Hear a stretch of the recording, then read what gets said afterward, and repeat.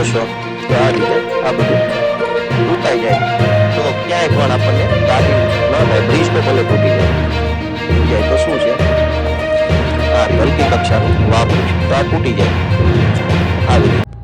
નમસ્કાર મિત્રો, હું છું ગોપાલ ઇટાલિયા. આજે 4 ફેબ્રુઆરી 2026 નો દિવસ.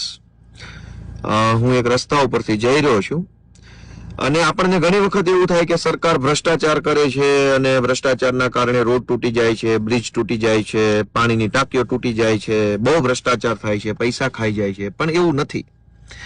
સરકાર આપણા જીવની અને આપણી ગાડીની સલામતીની ચિંતા કરે છે.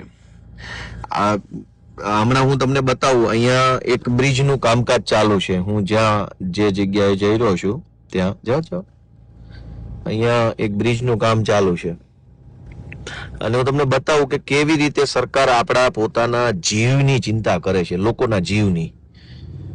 જવા દો, હમણાં આ બ્રિજનું કામ ચાલુ છે. આ બાજુ રાખો, ધીમે ધીમે જવા દો.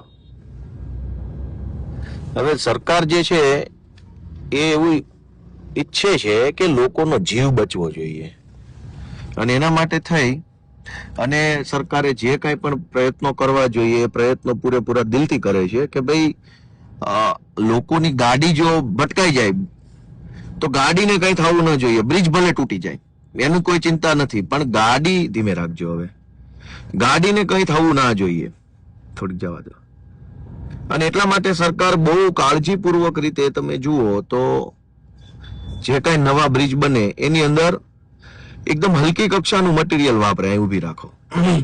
હલકી કક્ષાનું મટીરિયલ શું કામ વાપરે કે એના કારણે ધારો કે આપણી ગાડી બ્રિજ સાથે ઠોકાઈ જાય તો આપણી ગાડીને કઈ નુકસાન ન થાય. બ્રિજ તૂટી જાય તો તૂટી જાય, એનો કોઈ ટેન્શન નથી. જો સરકારે જે આ બ્રિજ બનાવ્યો છે, આ બ્રિજની અંદર આ પ્રીકાસ્ટ મટીરિયલ જે નાખ્યું છે, આ મટીરિયલને ધારો કે આપણે હાથ લગાડીએ તો આ તૂટી જાય આવી રીતે.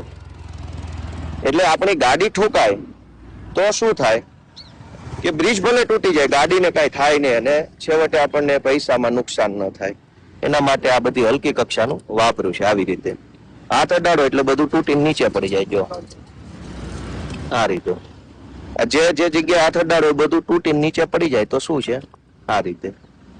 એટલે શું છે કે આપણી ગાડીને કઈ તકલીફ ન થાય. બ્રિજ તો ભલે તૂટી જાય, જ્યાં હાથ અડાડો એ બધું જ તૂટીને નીચે પડી જાય અને આપણી ગાડીને લો આ તૂટી ગયું.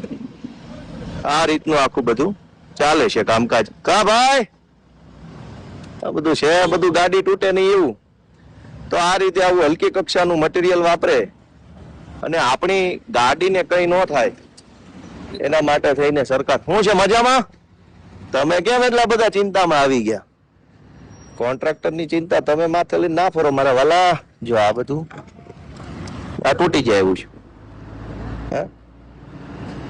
જ્યાં હાથ અડાડો એ બ્રિજ આખો તૂટી જાય એમ છે.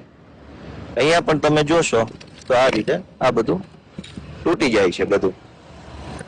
અને હલકી કક્ષાનું મટીરિયલ એટલે વાપરે કે આપણી ગાડી અહીંયા ઠોકાઈ જાય તો ક્યાંય પણ આપણને ગાડીને નુકસાન ન થાય. અહીંયા તમે જોઈ શકો છો આ હલકી કક્ષાનું છે, હાથ અડાડવાથી તૂટી જાય. તો આ રીતે હાથ અડાડો ત્યાં તૂટી જાય એવું હલકું મટીરિયલ આપણી પોતાની ગાડીની સલામતી માટે. ધારો કે આ મટીરિયલ બહુ મજબૂત વાપર્યું હોય અને ગાડી ભટકાય તો એવું બની શકે કે આ બ્રિજ બને છે નવો, આ બધું ચાલુ છે અને આની અંદર જ એટલું હલકું મટીરિયલ વાપરવામાં આવી રહ્યું છે કે આપણી ગાડી ભટકાય, ગાડીની કોઈ ટલ્લો લાગે તો ગાડીને કોઈ નુકસાન ન થાય એના માટે પૂરતી કાળજી આપણી ભાજપની સરકારે લીધી છે. તમે જોશો તો અહીંયા આ હલકી કક્ષાનું આ બધું જ બનાવેલ. જવા દો ભાઈ, જવા દો. આ હલકી કક્ષાનું બધું બનાવ્યું છે અહીંયા. અને હલકી કક્ષા એટલે એવું નહીં માનવાનું કે આ ભ્રષ્ટાચાર છે કે અહીંયા પૈસા ખવાઈ ગયા છે કે એવું કશું નથી. માત્ર ને માત્ર જોરથી ગાડી ભટકાય અને ધારો કે બ્રિજનું મટીરિયલ મજબૂત હોય તો આપણી ગાડીને નુકસાન થાય, માણસને નુકસાન થાય. પણ મટીરિયલ હલકું હોય તો બ્રિજને નુકસાન થાય. બ્રિજ તો સરકાર બીજી વખત પૈસા ખર્ચીને કરોડો રૂપિયા બનાવી નાખે, પણ આપણે તો ગરીબ માણસો છીએ, આપણે ક્યાં બીજી વખત આપણી ગાડી લઈ શકવાના હતા. એટલે આપણી ગાડીની સલામતી માટે થઈને સરકારે આવું હલકું મટીરિયલ વાપર્યું છે, એ બદલ હું ભાજપની સરકારને શુભેચ્છા